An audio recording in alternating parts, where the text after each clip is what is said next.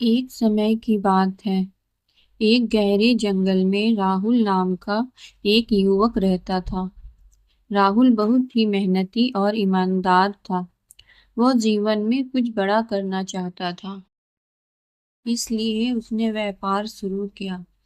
लेकिन किस्मत ने उसका साथ नहीं दिया। उसका पहला व्यापार बुरी तरह डूब गया। उसने हिम्मत नहीं हारी और दूसरी बार कोशिश की, लेकिन इस बार भी उसे भारी नुकसान उठाना पड़ा। धीरे धीरे उसके पास जमा पूंजी खत्म हो गई।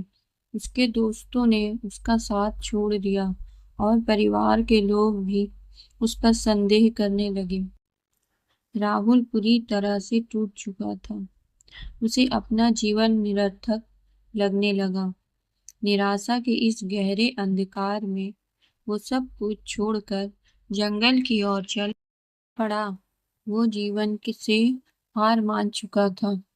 जंगल के बीचों बीच उसे एक कुटिया दिखाई दी, जहाँ एक वृद्ध संत रहते थे। राहुल उनके पास गया और रोते हुए बोला, महात्मा जी, मैं अपने जीवन से हार चुका हूँ। मैंने हर मुमकिन कोशिश की, दिन रात मेहनत की, लेकिन मुझे सिर्फ असफलता मिली। अब मेरे पास जीने की कोई वजह नहीं बची है। मुझे बताइए कि मैं क्या करूं। संत ने राहुल की पूरी बात बहुत ध्यान से सुनी। उन्होंने मुस्कुराते हुए राहुल का हाथ पकड़ा और कुटिया के पीछे बने एक खूबसूरत बगीचे में ले गए। वहां संत ने दो पौधों की तरफ इशारा किया।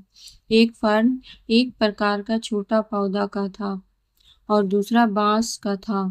संत ने कहना शुरू किया, राहुल, जब मैंने इस जमीन पर फर्न और चीनी बांस के बीज बोए थे, तो मैंने दोनों को बहुत अच्छे से देखभाल की। दोनों को बराबर पानी, खाद और धूप दी।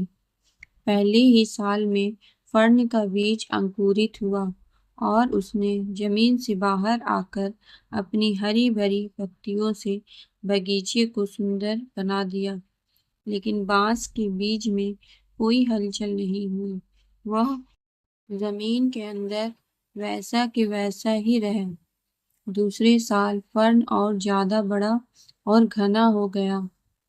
वह देखने में बेहद खूबसूरत लग रहा था, लेकिन बांस के बीच में इस बार भी कोई वृद्धि दिखाई नहीं दी। सतह पर एक छोटा सा अंकुर तक नहीं फूटा। तीसरा साल आया, फिर चौथा साल आया। फर्न अपनी पूरी खूबसूरती के साथ जंगल में लहरा रहा था, लेकिन बांस की जगह पर सिर्फ सूखी मिट्टी थी। लोग आते और मुझसे कहते कि यह बीज सड़ चुका है, इसे उखाड़ कर फेंक दो। लेकिन मुझे खुद पर और उस बीज पर भरोसा था। मैंने उसे पानी देना और उसकी देखभाल करना बंद नहीं किया। राहुल ने उत्सुकता से पूछा, फिर क्या हुआ बाबा? क्या वो बांस कभी उगा? संत ने हंसते हुए कहा, हाँ राहुल, ठीक 5वें साल में एक चमत्कार हुआ।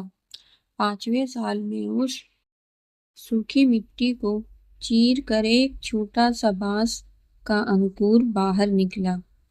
और जानते हो क्या हुआ? जमीन से बाहर आने के मात्र 6 सप्ताह के भीतर वह बांस का पेड़ 90 फीट ऊंचा हो गया। राहुल हैरान रह गया। उसने पूछा, बाबा, जो पौधा 4 साल तक जमीन से बाहर भी नहीं आया, वह सिर्फ 6 हफ्तों में इतना बड़ा कैसे हो गया? संत ने गंभीर आवाज में उत्तर दिया, यही जीवन का सबसे बड़ा रहस्य है। रा, राहुल, जिन 4 सालों में जमीन के ऊपर कुछ भी नहीं दिख रहा था, उन 4 सालों में वह बांस का पौधा जमीन के नीचे अपनी जड़ों को मजबूत कर रहा था। वह अपनी जड़ों को इतना गहरा और फैला रहा था ताकि जब वो 90 फीट का ऊंचा खड़ा हो तो तेज आंधी और तूफान भी उसे गिरा ना सके। अगर वह उन 4 सालों में नीचे अपनी जड़ें मजबूत नहीं करता तो ऊपर आते ही ढह जाता। संत ने राहुल के कंधे पर हाथ रखा और कहा, राहुल, जब तुम जीवन में संघर्ष कर रहे होते हो और तुम्हें कोई परिणाम नहीं मिल रहा होता तो असल में तुम असफल नहीं हो रहे होते। उस समय तुम बांस की तरह अपनी जड़ों को मजबूत कर रहे होते हो। तुम्हारा ये कठिन समय तुम्हें भविष्य की बड़ी सफलताओं को संभालने के लिए तैयार कर रहा है। बांस ने कभी फर्न से अपनी तुलना नहीं की और ना ही फर्न ने बांस से। दोनों का अपना समय था, इसलिए अपने समय पर भरोसा रखो। तुम्हारी मेहनत कभी बेकार नहीं जाएगी। संत की बातें सुनकर राहुल की आंखों से आंसू बहने लगे, लेकिन इस बार ये आंसू दुख के नहीं बल्कि एक नई उम्मीद के थे। उसे समझ आ गया था कि उसकी असफलताएं केवल उसकी जड़ों को मजबूत करने का जरिया थी।